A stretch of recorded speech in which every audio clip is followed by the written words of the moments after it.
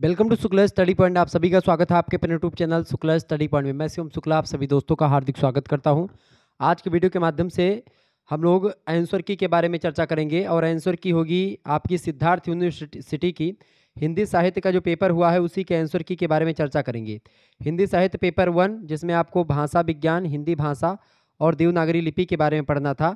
तो इसका जो आपका पेपर हुआ है सिद्धार्थ यूनिवर्सिटी का हिंदी के 6 सेमेस्टर का BA के, उसी का पेपर सॉल्व करूंगा आज। यानी ये आज 10 तारीख को ही पेपर हुआ है, 10/5/2024 को पेपर हुआ है। ठीक है, आइए देखने का प्रयास करते कौन कौन से प्रश्न पूछे गए थे। तो जिनकी परीक्षा अभी नहीं हुई है और सोच रहे हैं कौन कौन से प्रश्न आएंगे, देख लीजिए कि आपकी परीक्षा में ऐसे ही प्रश्न आने वाले हैं। पहला प्रश्न आपसे पूछा गया था, वर्ण विपर्य का उदाहरण है। वर्ण विपर्य का मतलब होता है, वर्ण विपर्य विपर्य का मतलब सीधा सीधा होता है उलट पुलट करके लिखना। ठीक है, इसका मतलब सीधा सीधा जो उसमें जैसे अमरूद लिखा हुआ है, अमरूद के स्थान पर अरमूद कर दिया गया। ठीक है, तो ये आपका वर्ण विपर्य का उदाहरण है। ठीक है, जैसे आपने लिखा कमल, ठीक है, कमल लिखा है, अब इसको क्या कर दें, इसको कमल को क्या कर दें, कलम कर दें। ठीक है, क्या बोल दें, कलम को कलम लिख दें, यानी कि ये वर्ण विपर्य का उदाहरण हो जाएगा। क्लियर। ऐसे ही अमरूद और अरमूद, option number D correct answer होगा इसका। और ये लगे हाथ में पांचवें प्रश्न को भी देख लेता हूँ। देखें, प्रश्न है, शब्द में नई ध्वनि का आ जाना कहलाता है। शब्द में नई ध्वनि का आ जाना क्या कहलाता है? तो शब्द में नई ध्वनि का आ जाना आगम कहलाता है। Option number A correct answer होगा इसका। दूसरा प्रश्न आपसे पूछा गया था, पार्श्विक व्यंजन है। पार्श्विक व्यंजन जो टा है आपका, ये पार्श्विक व्यंजन है, ए ऑप्शन करेक्ट आंसर था। इधर वाला भी देख लें, उच्चारण की सुविधा के लिए एक ध्वनि का दूसरी ध्वनि में परिवर्तन क्या कहलाता है? तो एक ध्वनि का दूसरी ध्वनि में परिवर्तन क्या कहलाता है भैया? वो कहलाता है आपका लोप। ऑप्शन नंबर इसका सी करेक्ट आंसर था। अगला प्रश्न आप देखेंगे, तीसरा नंबर प्रश्न है, प्रकंपी व्यंजन है। प्रकंपी व्यंजन इनमें से कौन सा है? प्रकंपी या प्रकंपित व्यंजन की अगर बात की जाए तो आपका होता है कौन सा? वो होता है आपका रा। यानी कि आप रा बोलेंगे तो इसमें क्या होगा, जीभ थोड़ा सा थर्राएगी आगे। रा रा बोलेंगे तो थोड़ा सा जीभ थर्राती आगे चल करके, तो प्रकंपित व्यंजन वही होता है। अगला प्रश्न आप देखेंगे, विपर्य का अर्थ, 7वां नंबर प्रश्न। विपर्य का अर्थ क्या होता है? उलटना। विपर्य का मतलब क्या होता है? उलटना। सी ऑप्शन इसका राइट आंसर था। अगला प्रश्न आपकी स्क्रीन पर आ चुका है, फटाफट से आप लोग देखने का प्रयास करेंगे। अगला क्वेश्चन है, स्थान भेद के आधार पर आगम के कितने भेद होते हैं? स्थान भेद के आधार पर आगम के कितने भेद होते हैं? ये थोड़ा सा अभी जो है डिस्टर्ब, मतलब कि इसको छोड़ दीजिएगा। 8वां प्रश्न देखेंगे, जब दो भिन्न ध्वनियाँ पास रहने से सम हो जाती हैं तो उसको क्या बोलते हैं? उसी को समीकरण बोलते हैं। Option number C correct answer हो जाएगा। आगे देखेंगे, अगला प्रश्न है, 9वां नंबर प्रश्न है, भाषाओं के वर्गीकरण के कितने आधार होते हैं? बताएं, 9वां नंबर, भाषाओं के वर्गीकरण के कितने आधार होते हैं? तो भाषाओं के वर्गीकरण के 2 आधार होते हैं। ऑप्शन नंबर इसका ए करेक्ट आंसर था। 13वां प्रश्न आपसे पूछा गया था, अयोगात्मक भाषा है। अयोगात्मक भाषा कौन सी है? अयोगात्मक भाषा जो है, प्रकृति प्रत्यय का ना होना, प्रत्येक शब्द की सत्ता का स्वतंत्र होना और शब्द में कोई परिवर्तन का ना होना, ये तीनों अयोगात्मक भाषा ही हैं। Option number D correct answer होगा। उपरोक्त सभी 13वें का डी सही था। ये सिद्धार्थ यूनिवर्सिटी का पेपर है, ध्यान रखेंगे। अगला प्रश्न आपसे पूछा गया था, आकृति मूलक वर्गीकरण को क्या कहते हैं? आकृति मूलक वर्गीकरण को कहा जाता है। 10वां प्रश्न, आकृति मूलक वर्गीकरण को क्या बोलते हैं? पदात्मक बोलते हैं उसको। ऑप्शन नंबर इसका सी करेक्ट आंसर होगा। योगात्मक भाषा के कितने भेद होते हैं? 14 नंबर प्रश्न, योगात्मक भाषा के कितने भेद होते हैं? 3 भेद होते हैं योगात्मक भाषा के। सी ऑप्शन इसका राइट आंसर था। 11वां प्रश्न आप देखेंगे, शब्द की निष्पत्ति के कितने तत्व हैं?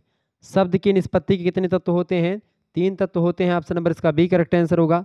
15वां नंबर प्रश्न आपसे पूछा गया था, भाषाओं में प्रकृति प्रत्यय के योग से शब्दों की निष्पत्ति को क्या कहते हैं? बताएं, भाषाओं में प्रकृति प्रत्यय के योग से शब्दों की निष्पत्ति को क्या कहते हैं? 15वें करेक्ट आंसर क्या होगा? बिल्कुल योगात्मक बोलते हैं उसको। सी ऑप्शन राइट आंसर होगा। 12वां प्रश्न आपसे पूछा गया था, शब्द की निष्पत्ति के तत्व हैं। शब्द की निष्पत्ति के तत्व कौन कौन से इनमें से? बताएं, 12वें करेक्ट आंसर क्या होगा? बिल्कुल प्रकृति प्रत्यय और उपसर्ग, ये सब शब्द निष्पत्ति के तत्व हैं। डी ऑप्शन लगा देंगे उपयुक्त सभी। 16वां प्रश्न आपसे पूछा गया था, भारतीय आर्य भाषा समूह कितने वर्गों में विभक्त है? भारतीय आर्य भाषा समूह कितने वर्गों में बटी हुई है, कितने वर्गों में विभक्त है? बताएं, 16वें करेक्ट आंसर क्या होगा? बिल्कुल ए ऑप्शन, भारतीय आर्य समूह जो है वो 3 वर्गों में विभक्त है। Option number A correct answer होगा। आगे देखेंगे, ये सभी प्रश्न लगभग अधिकतर प्रश्न मैंने बताए हैं, इनमें से आप देखे होंगे अगर हमारे द्वारा बताएगा मॉडल पेपर। अगला प्रश्न, वैदिक भाषा होती है। वैदिक भाषा जो होती है श्लिष्ट होती है। ऑप्शन नंबर इसका ए करेक्ट आंसर होगा। 17वें का ये ऑप्शन राइट आंसर होगा, 17 नंबर का। आगे देखेंगे 21 नंबर क्वेश्चन है, पश्चिमी हिंदी का विकास। देखिए अब 17 के बाद मैं 18 बताऊंगा, फिर ऊपर नीचे करना पड़ेगा, इसीलिए मैं लगातार इसके साथ ही दूसरा 21वां भी चर्चा कर रहा हूँ, ठीक है।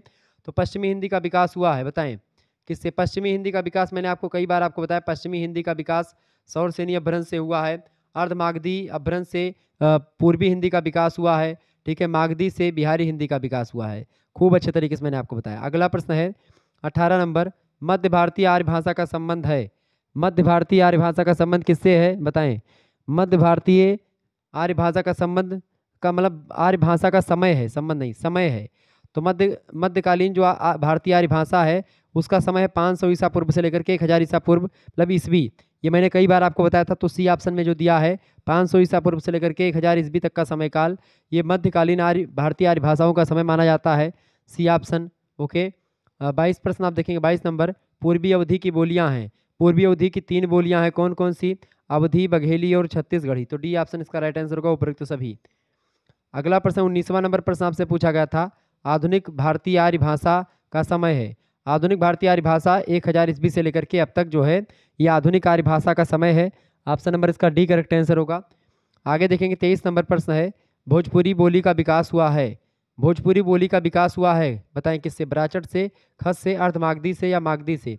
फटाफट से आप बताएंगे। 23 नंबर का करेक्ट आंसर क्या होगा? 23 नंबर का करेक्ट आंसर क्या हो जाएगा भाई? बिल्कुल मागधी से। भोजपुरी बोली का विकास जो हुआ है वो मागधी अपभ्रंश से हुआ है, अर्धमागधी से पूर्वी हिंदी का विकास हुआ है, ठीक है। आगे देखेंगे अगला प्रश्न 20वां नंबर प्रश्न है, पश्चिमी हिंदी की बोली है। देखिए हरियाणवी और बांगरू ये दोनों बोलियां पश्चिमी हिंदी की हैं। Option number C correct answer होगा, ए और बी दोनों। 24 नंबर क्वेश्चन से, खड़ी बोली को अन्य किस नाम से जानते हैं? तो खड़ी बोली को कौरवी के नाम से जानते हैं। ऑप्शन नंबर इसका ए करेक्ट आंसर होगा 24 का। क्लियर। आगे देखेंगे अगला प्रश्न आपके स्क्रीन पर आ चुका है, 25 नंबर क्वेश्चन आप देखेंगे, पूर्वी हिंदी में कितनी बोलियां हैं, बताएं? पूर्वी हिंदी में कितनी बोलियां हैं? पूर्वी हिंदी की 3 बोलियां हैं, कौन कौन सी? पूर्वी हिंदी में अवधी, बघेली, छत्तीसगढ़ी। ऑप्शन नंबर इसका सी करेक्ट आंसर होगा। 29 नंबर प्रश्न, वकील किस भाषा का शब्द है, बताएं? 29 नंबर प्रश्न, वकील किस भाषा का शब्द है भैया? वकील जो है आपका ये अरबी भाषा का शब्द है। वकील किस भाषा का है? अरबी भाषा का है, बी ऑप्शन करेक्ट आंसर होगा। जिसका पेपर है उसका बहुत सारे प्रश्न सही गए हैं। अगला प्रश्न, रिक्शा शब्द किस भाषा का है, बताएं?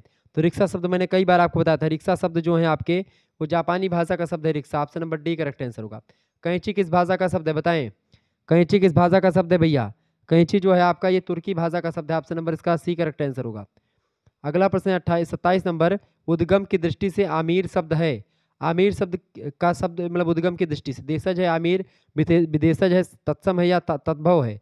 तो आमिर शब्द जो है एक ऐसा शब्द है भैया, आमिर शब्द विदेशज शब्द है। ऑप्शन नंबर इसका बी करेक्ट आंसर होगा। बाल्टी किस भाषा का शब्द है, बताएं? बाल्टी किस भाषा का शब्द है भैया? 31 नंबर करेक्ट आंसर। बाल्टी जो है आपका ये पुर्तगाली भाषा का शब्द है, ए ऑप्शन करेक्ट आंसर होगा।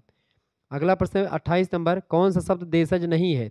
देशज शब्द देखिए, कंचन शब्द देशज नहीं है, बाकी कचोट, कंजर, करवट ये सब शब्द आपके देशज हैं। किताब किस भाषा का शब्द है, बताएं? किताब पुर्तगाली, फ्रेंच, तुर्की या अरबी? तो किताब जो है किस भाषा का है? 32 नंबर का करेक्ट आंसर क्या होगा? बिल्कुल अरबी भाषा का है किताब। किताब शब्द अरबी भाषा का शब्द है, डी ऑप्शन इसका राइट आंसर होगा। 33 नंबर क्वेश्चन आप देखेंगे, 33 नंबर प्रश्न आपके स्क्रीन पर आ चुका है, गोधूम शब्द का तत्सम शब्द है।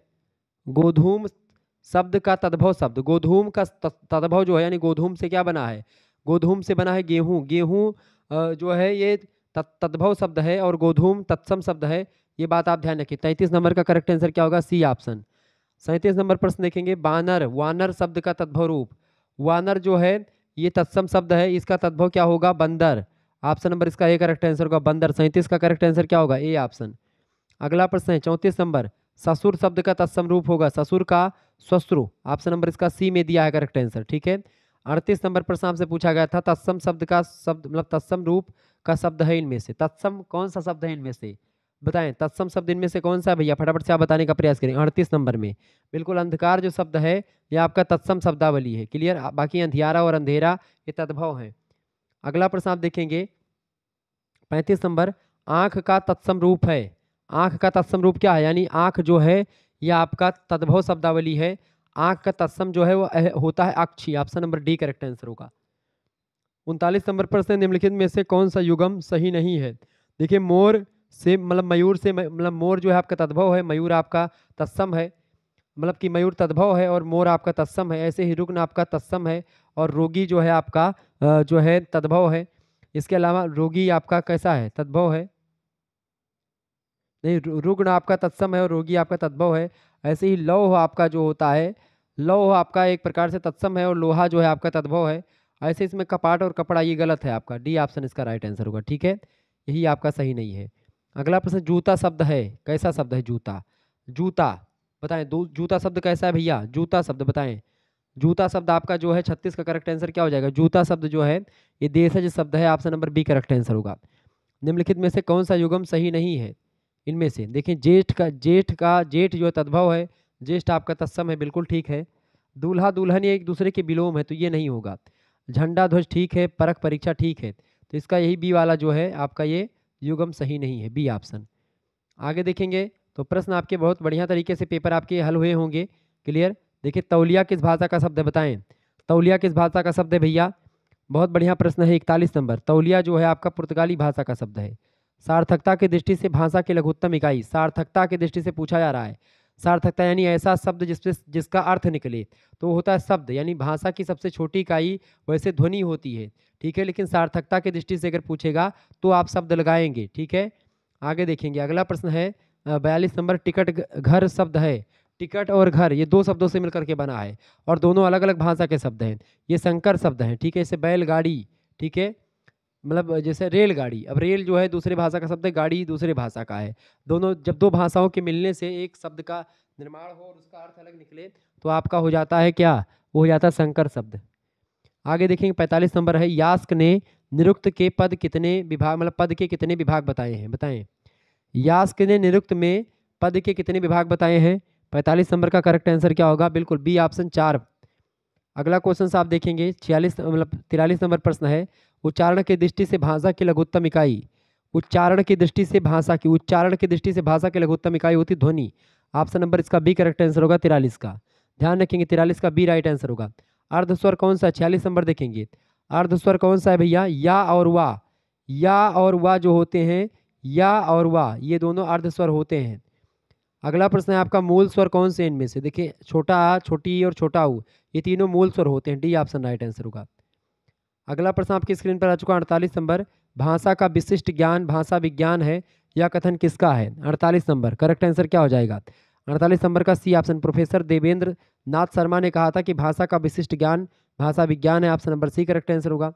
51 नंबर प्रश्न है, भाषा शब्द की मतलब भाषा शब्द संस्कृत की किस धातु से निष्पन्न हुआ है, मतलब बना हुआ है, तो भाष धातु से, option number C correct answer होगा। 49 नंबर प्रश्न है भाषा विज्ञान का अभिप्राय भाषा का विश्लेषण करने मतलब करके उसका दिग्दर्शन करना है, यह कथन किसका है, 49 नंबर का करेक्ट आंसर क्या होगा, बिल्कुल 49 का B option, Baburam Saxena, doctor Baburam Saxena ने भाषा विज्ञान की परिभाषा दी है। 52 नंबर प्रश्न है, भाषा की परिभाषा बनाते समय किन दोषों से बचना चाहिए, बताएं। 52 नंबर का करेक्ट आंसर क्या होगा, भाषा की परिभाषा बनाते समय किन दोषों से बचना चाहिए, तो 52 नंबर का करेक्ट आंसर क्या हो जाएगा भाई, बिल्कुल सी ऑप्शन इसका 3, ठीक है, 3 दोषों से बचना चाहिए। अगला प्रश्न आपकी स्क्रीन पर आ चुका है 53 नंबर। शब्दों के द्वारा विचारों का प्रकटीकरण ही भाषा है, यह कथन किसका है, 53 नंबर करेक्ट आंसर क्या हो जाएगा, ए ऑप्शन, पी मतलब पी.डी. गुड़े ने कहा था, ऑप्शन नंबर इसका ए करेक्ट आंसर होगा। अगला प्रश्न है 50 नंबर। सस्यूर ने भाषा विज्ञान को कितने भागों में विभाजित किया है, तो सस्यूर ने भाषा विज्ञान को 2 भागों में विभाजित किया है, कितने, भाषा विज्ञान को 2 भागों में, ऑप्शन नंबर इसका ए करेक्ट आंसर होगा। 50 का करेक्ट आंसर क्या हो जाएगा, 50वें का ए ऑप्शन। अच्छा, 2 भाग जो हैं उनके वो कौन से, विचार और ध्वनि, option number A correct answer होगा। 54 नंबर प्रश्न है, अर्थवान कंठोदगीर्ण ध्वनि मतलब समष्टि ही भाषा है, अर्थवान कंठोदगीर्ण ध्वनि संतुष्ट समष्टि ही भाषा है, यह कथन किसका है, 54 नंबर का करेक्ट आंसर क्या हो जाएगा, बताएं। तो यह कथन किसका है भैया, यह कथन किसका है, यह कथन है जो है सुकुमार सेन का, बी ऑप्शन राइट आंसर होगा। आगे देखेंगे अगला प्रश्न है 55 नंबर। मनुष्य उसे कहते हैं जिसे भाषा विज्ञान पढ़ा हो, जिसने भाषा विज्ञान पढ़ा हो, पंक्ति में भाषा दोष है, मनुष्य उसे कहते हैं जिसने भाषा विज्ञान पढ़ा हो, ऐसी जरूरी बात नहीं है, तो ये असंभव दोष है, इसमें सी ऑप्शन राइट आंसर होगा। 59 नंबर प्रश्न है, भारत की संपर्क भाषा कौन सी है, भारत की हिंदी संपर्क भाषा है, डी ऑप्शन राइट आंसर होगा। अगला प्रश्न है 56 नंबर। असंभव दोष होता है, असंभव दोष होता है, करेक्ट आंसर क्या होगा 56 का, बताएं। असंभव दोष होता है, परिभाषा किसी पर लागू हो ही नहीं, ऑप्शन नंबर इसका सी करेक्ट आंसर होगा। 60 नंबर प्रश्न, उत्तर प्रदेश सरकार के द्वारा 1947 में गठित देवनागरी लिपि सुधार समिति के अध्यक्ष कौन थे? तो इसके जो अध्यक्ष थे वो थे आचार्य नरेंद्र देव। ये कई बार मैंने आपको बताया था। तो 60वें का ये ऑप्शन करेक्ट आंसर होगा, आचार्य नरेंद्र देव।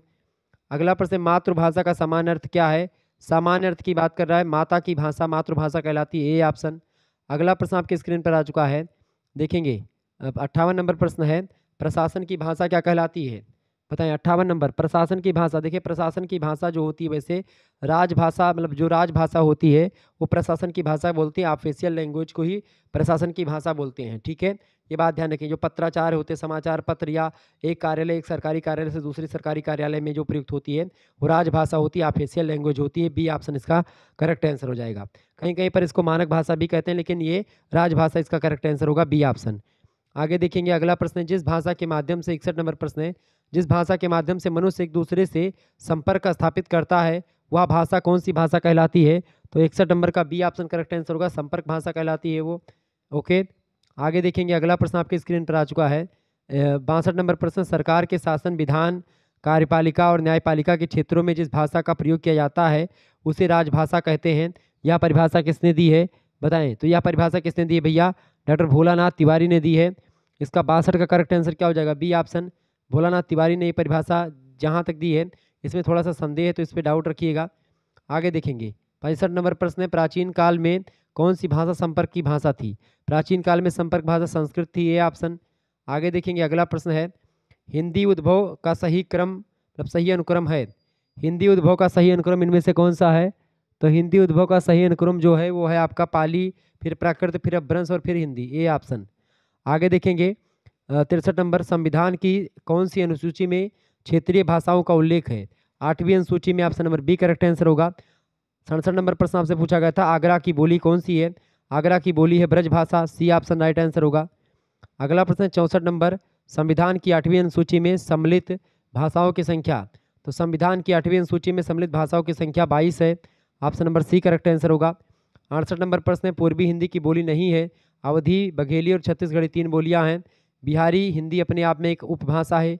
बिहारी हिंदी की 3 बोलियां हैं, मगही, ठीक है, मैथिली और भोजपुरी, ठीक है, ध्यान रखेंगे। आगे देखेंगे, 67 मतलब 69 नंबर प्रश्न है, किस क्षेत्र की बोली को कसिका कहते हैं? कसिका बनारस की बोली को कहते हैं, काशी को मैंने कई बार आपको समझाया इसको। ये प्रश्न मैंने 100% आपको कई बार समझाया था। मतलब इसमें से लगभग आपके देखेंगे तो 70 से 80% प्रश्न जो है मेरे द्वारा बताए गए मॉडल पेपर से ही आए हैं। अगर आप लोगों ने देखा होगा तो निश्चित तौर पर आप करके आए हैं। तो ये बनारस की बोली को कसिका बोलते हैं, option number C correct answer होगा 69 का, ठीक है। आगे देखेंगे, अगला प्रश्न आपकी स्क्रीन पर 73 नंबर, खड़ी बोली को कौरबी किसने कहा? तो खड़ी बोली का ही दूसरा नाम कौरबी है, ये किसने कहा था? ये किसने कहा था भैया? 73 नंबर का करेक्ट आंसर क्या हो जाएगा? बिल्कुल राहुल संकृत्यान, महापंडित राहुल संकृत्यान ने कहा था, डी ऑप्शन राइट आंसर होगा। अगला क्वेश्चन आप देखेंगे, अगला प्रश्न आपके स्क्रीन पर आ चुका है 70 नंबर, हिंदी में कुल कितनी बोलियां हैं? हिंदी में कुल मिलाकर के कितनी बोलियां भैया? हिंदी में कुल मिलाकर के 18 बोलियां हैं। ये बात ध्यान है, 5 उपभाषाएं और 18 बोलियां हैं। जैसे देखिए, पूर्वी हिंदी कितनी बोली हैं? पूर्वी हिंदी में 3 बोली है, ठीक है, और पश्चिमी हिंदी में भी 3 बोली है। मतलब पश्चिमी हिंदी में 5 बोली है, ठीक है, बिहारी हिंदी में 3 बोली है, ठीक है, और राजस्थानी हिंदी में आपकी 4 बोली है, और आपकी उसमें 3 बोली है, किसमें? राजस्थान, मतलब कि पहाड़ी हिंदी में 3 बोली है। तो 3 3 6 3 9 3 12, मतलब सॉरी 3 3 6 3 9 और 9 4 13, 13 5 18, 18 बोलियां आपकी हो गई, बिल्कुल। 74 नंबर प्रश्न, तुर्की किस भाषा परिवार की भाषा है? बताएं। तुर्की किस परिवार की भाषा है? तो तुर्की यूराल अल्ताई है, ऑप्शन नंबर इसका बी करेक्ट आंसर होगा। अगला प्रश्न 71 नंबर, कौन सी भाषा हमारे संविधान की 8वीं अनुसूची में सम्मिलित नहीं है? तो इनमें से कौन सी भाषा सम्मिलित नहीं है भाई? देखिए फटाफट से आप बताएंगे, 71 नंबर का करेक्ट आंसर क्या हो जाएगा? बिल्कुल सी ऑप्शन जो है, राजस्थानी नहीं सम्मिलित है, सी ऑप्शन इसका करेक्ट आंसर हो जाएगा, ठीक है। 71 नंबर का, देवनागरी लिपि की उत्पत्ति किससे हुई है? तो ब्राह्मी लिपि से हुई देवनागरी लिपि की उत्पत्ति, बी ऑप्शन इसका राइट आंसर होगा। अगला प्रश्न है 72 नंबर, संपर्क भाषा को अंग्रेजी में क्या कहते हैं? संपर्क भाषा को अंग्रेजी में कॉन्टैक्ट लैंग्वेज बोलते हैं, option number A correct answer होगा। अगला प्रश्न है, प्राचीन देवनागरी लिपि का विकास किस लिपि से हुआ है? तो प्राचीन देवनागरी लिपि का विकास जो हुआ है इनमें से किस लिपि से हुआ है भैया? तो हुआ है कुटिल लिपि से, option number A correct answer होगा। प्राचीन देवनागरी लिपि का विकास कुटिल लिपि से हुआ है। वैसे इसका ब्राह्मी लिपि, कुटिल लिपि, गुप्त लिपि, इन सभी लिपियों से हुआ है, क्लियर। आगे देखेंगे, अगला प्रश्न देवनागरी लिपि है, देवनागरी लिपि कैसी है? 77 का करेक्ट आंसर क्या होगा? देवनागरी लिपि देवनागरी लिपि कैसी है? अक्षरात्मक लिपि है Devanagari, option number A correct answer होगा। अगला प्रश्न है 81 नंबर, नागरी लिपि सुधार समिति के संयोजक कौन थे? नागरी लिपि सुधार समिति के संयोजक बताएं। 81 का करेक्ट आंसर क्या हो जाएगा? बिल्कुल सी ऑप्शन, आचार्य नरेंद्र देव, सी ऑप्शन। अगला प्रश्न 78 नंबर, हिंदी भाषा किस लिपि में लिखी जाती है? देवनागरी लिपि में, बी ऑप्शन। अगला प्रश्न आपसे पूछा गया था 82 नंबर, देवनागरी लिपि का मानकीकरण किसने किया? देवनागरी लिपि का मानकीकरण किस संस्था के द्वारा किया गया था? केंद्रीय हिंदी निदेशालय के द्वारा, बी ऑप्शन इसका राइट आंसर हो जाएगा 82 का। ठीक है, आगे देखेंगे, बहुत ही महत्वपूर्ण प्रश्न है ये सब। देखिए, उत्तर प्रदेश सरकार ने या और विश्वविद्यालय जिनकी परीक्षा ऑब्जेक्टिव होगी उनके लिए बहुत ही महत्वपूर्ण है ये लेक्चर। ठीक है, इसीलिए मैंने कहा कि पेपर्स आपका सॉल्व करवा दिया जाए। उत्तर प्रदेश सरकार ने देवनागरी लिपि सुधार समिति का गठन कब किया था? बताएं। 79 का करेक्ट आंसर क्या हो जाएगा? 79 का करेक्ट आंसर फटाफट से आप बताएंगे। 79 का करेक्ट आंसर क्या हो जाएगा? सी ऑप्शन, बिल्कुल 1947, 13 जुलाई 1947, सी ऑप्शन। अगला प्रश्न है, मानक वर्तनी है इनमें से। देखिए, संबंध जो आपका सही लिखा है इनमें से, डी ऑप्शन जो लिखा है, ये संबंध इनका बिल्कुल सही लिखा हुआ है। ठीक है, संबंध ऐसे ही लिखा जाता है, संबंध, ये मानक वर्तनी है। क्लियर। आगे देखेंगे, अगला प्रश्न है 80 नंबर प्रश्न है, 1955 में गठित राजभाषा आयोग के प्रथम अध्यक्ष कौन थे? तो इसका राइट आंसर क्या हो जाएगा? बीजी खेर। ठीक है, बीजी खेर मतलब कि बाल गंगाधर खेल, ए ऑप्शन। अगला प्रश्न 84 नंबर, डोंगरी किस राज्य की बोली है के रूप में जानी जाती है? तो डोंगरी जम्मू कश्मीर की बोली है, ए ऑप्शन राइट आंसर होगा। अगला प्रश्न आपकी स्क्रीन पर आ चुका है 85 नंबर, मानक हिंदी की आधार बोली है। मानक हिंदी की आधार बोली कौन सी इनमें से? तो कौरबी है, यानी कि कौरबी को ही खड़ी बोली। देखिए, अब कितना मूर्ख बनाने वाला प्रश्न पूछा गया आपसे। अब आप में से ये ना जानते हो कि भाई खड़ी बोली को ही कौरबी कहते हैं, तो आप लोग जो है इनमें से दूसरा मार करके, ब्रज अवधि मार करके आप चले आओगे। कौरबी जो है यही खड़ी बोली है, तो यही एक प्रकार से हिंदी की मतलब मानक हिंदी की आधार बोली है खड़ी बोली, ए ऑप्शन। 89 नंबर प्रश्न है, हिंदी वर्णमाला में कुल कितने वर्ण हैं? बताएं। तो हिंदी वर्णमाला में कुल कितने वर्ण हैं? 52 वर्ण हैं, option number C correct answer होगा इसका। अगला क्वेश्चन आपकी स्क्रीन पर आ चुका है 86 नंबर प्रश्न है, जिसे हम शुद्ध हिंदी कहते हैं वस्तुतः हुआ है। जिसे हम शुद्ध हिंदी कहते हैं वस्तुतः हुआ क्या है भैया? 86 का करेक्ट आंसर क्या हो जाएगा? जिसे हम शुद्ध हिंदी कहते हैं वह एक प्रकार से जो मानक भाषा होती है वही आपकी शुद्ध हिंदी होती है, बी ऑप्शन। 90 नंबर प्रश्न है, हिंदी वर्णमाला में स्वरों की संख्या कितनी है? हिंदी वर्णमाला में 11 स्वर होते हैं, डी ऑप्शन इसका राइट आंसर हो जाएगा 90 का। ठीक है, आगे बढ़िएगा। अगला प्रश्न है 87 नंबर प्रश्न है, मानक वर्तनी में से कौन सी? द्वितीय ये वाला नहीं होता, ये वाला भी नहीं, ये वाला भी नहीं, ये द्वितीय लिखा जाता है इस तरीके से, तो डी ऑप्शन इसका राइट आंसर होगा। 91 नंबर प्रश्न आप देखेंगे, संयुक्त स्वर कितने प्रकार के होते हैं? संयुक्त स्वर पूछा गया, संयुक्त व्यंजन नहीं। संयुक्त व्यंजन आपका 4 प्रकार का होता है, मैंने आपको बताया था। संयुक्त व्यंजन 4 प्रकार का होता है, संयुक्त स्वर 4 प्रकार का नहीं। संयुक्त स्वर 5 होते हैं आपके। कौन कौन से संयुक्त स्वर 5 होते हैं? पहला होता है आपका ए, दूसरा होता है ए, तीसरा होता है ओ, चौथा होता है आपका औ, और एक होता है आपका री। ठीक है, री जो होता है ऋढ़। ठीक है, ये जो होता है आपका ये भी, तो ये 5 स्वर होते हैं। आप देखेंगे जो ए बनता है, ये छोटा आ और बड़ा आ मिल करके ए बनता है। ठीक है, और ये जो ए बनता है ये आपका छोटा आ और ए मिल करके, यानी छोटा आ और ये छोटा आ को और छोटा आ और ए मिलाएंगे तो आपका ए बनेगा। ये ओ जो बनता है, ओ कैसे बनता है भैया? ओ अगर आप ऐसे मिलाएंगे ओ, आ प्लस ये छोटा ऊ। ठीक है, और इसमें जब मिलाएंगे आप औ वाले में, तो आप छोटा आ मिलाएंगे और प्लस में ये वाला मिला देंगे ओ, तब जा करके औ बन जाएगा। ठीक है, तो संयुक्त अक्षर कितने होते हैं? संयुक्त स्वर कितने प्रकार के होते हैं? तो 5 प्रकार के, सी ऑप्शन। अगला प्रश्न है 88 नंबर, फिलोलॉजी का हिंदी नाम क्या है? फिलोलॉजी को ही क्या बोलते हैं? भाषा विज्ञान बोलते हैं। ऑप्शन नंबर इसका ये करेक्ट आंसर होगा। 92 नंबर क्वेश्चन आपके स्क्रीन पर आ चुका है, फटाफट से आप देखेंगे। 92 नंबर प्रश्न है बताइए, 92 नंबर का करेक्ट आंसर क्या हो जाएगा? 12 खड़ी किसे कहते हैं? तो व्यंजन के साथ स्वरों की मात्राएं अनुसार विसर्ग को मिला करके लिखने को मतलब 12 खड़ी बोलते हैं। 12 खड़ी जैसे कौन सी? कक्का, कक्का, किक्की, कुक्कू, मतलब कक्का, फिर ये किक्की, फिर कुक्कू, कुक्कू, कुक्कू मेरा निक नेम है। ठीक है, तो ऐसे देख, कक्का किक्की कुक्कू के काय को काऊ मतलब कैसे बोलते नहीं, कक्का किक्की कुक्कू के काय को काऊ कंका, खक्खा खिक्की खुक्खू के खाए को खाओ खंखा, गग्गा गिग्गी गुग्गू गे गाय गो गाओ गंगा। ये एक प्रकार से पूरा मात्रा का जो एक प्रकार से पूरा होता है, यही होता है। तो ए ऑप्शन इसका राइट, यही 12 खड़ी है, ए ऑप्शन। पूरा याद करवाया गया था हम लोगों को, तो मुझे पूरा याद है। अगला प्रश्न 93 नंबर प्रश्न, उत्क्षिप्त व्यंजन है। उत्क्षिप्त व्यंजन कौन से होते हैं बताएं। उत्क्षिप्त व्यंजन की अगर बात की 93 नंबर का करेक्ट आंसर होगा डी ऑप्शन। जो ये वाला ढा और नीचे बूंदी होती है और ये वाला जो होता है ये दोनों आपके उत्क्षिप्त व्यंजन होते हैं। ठीक है, क्लियर, ध्यान रखेंगे। 97 नंबर प्रश्न है, जब एक ध्वनि दो व्यंजनों से संयुक्त होती है तो उसे क्या कहते हैं। तो जब एक ध्वनि दो व्यंजनों से संयुक्त होती है तो उसको क्या बोलते हैं, उसको बोलते हैं भैया क्या, उसको संयुक्त ध्वनि बोलते हैं। ऑप्शन नंबर इसका ए करेक्ट आंसर होगा। अगला प्रश्न आपकी स्क्रीन पर आ चुका है, 94 नंबर प्रश्न है, आभ्यंतर प्रयत्न कितने प्रकार के होते हैं बताएं। 94 का करेक्ट आंसर क्या होगा, सी ऑप्शन, 5 प्रकार के होते हैं। अगला प्रश्न है 98 नंबर, ऊष्म व्यंजन है। तीनों सा आपके ऊष्म व्यंजन होते हैं। ऑप्शन नंबर इसका बी करेक्ट आंसर होगा। अगला प्रश्न है 95 नंबर प्रश्न, मात्रा के कितने रूप होते हैं भाई। मात्रा के कितने रूप होते हैं, तो मात्रा के 3 रूप होते हैं, बी ऑप्शन राइट आंसर होगा। 99 नंबर प्रश्न, ध्वनि विज्ञान की कितनी शाखाएं हैं। ध्वनि विज्ञान की कितनी शाखाएं हैं भैया, ध्वनि विज्ञान की 3 शाखाएं हैं, बी ऑप्शन इसका राइट आंसर होगा। अगला प्रश्न 96 नंबर प्रश्न आप देखेंगे, ध्वनि के कितने गुण होते हैं बताएं। ध्वनि के कितने गुण होते हैं भाई, तो ध्वनि के कितने गुण होते हैं, 4 गुण होते हैं, सी ऑप्शन राइट आंसर होगा। 100वां क्वेश्चन से आपकी स्क्रीन पर आ चुका है, जिस शब्द की अंतिम ध्वनि व्यंजन होती है उसे कहते हैं। जिस शब्द की अंतिम ध्वनि व्यंजन होती है उसे क्या कहते हैं। तो जिस शब्द की अंतिम ध्वनि व्यंजन होती है उसे क्या कहते हैं, मुक्ताक्षर, युग्मक या बद्धाक्षर। तो अंतिम ध्वनि सुन होती, मतलब कि स्वर होती, ध्वनि व्यंजन होती है, उसे क्या कहते हैं। तो इसको थोड़ा सा भी संशय में रखिएगा, बाकी सारे प्रश्न मैंने आपको बता दिया। तो इस तरीके से आप लोगों ने 100 प्रश्नों को समझ लिया, जो कि आपकी परीक्षा की दृष्टि से बहुत ही महत्वपूर्ण थे। और सिद्धार्थनगर यूनिवर्सिटी वाले बच्चों ने इसको मिला लिया होगा कि भाई उनके कितने प्रश्न सही हैं। तो आपके ये आंसर की थी जो मैंने आपको बताई। धन्यवाद, मिलते हैं इसी प्रकार से नेक्स्ट वीडियो में और भी इन्फॉर्मेटिव वीडियो के साथ। तो आप लोग मॉडल पेपर देखते रहिए, प्लेलिस्ट में वीडियोस पड़ी हुई हैं।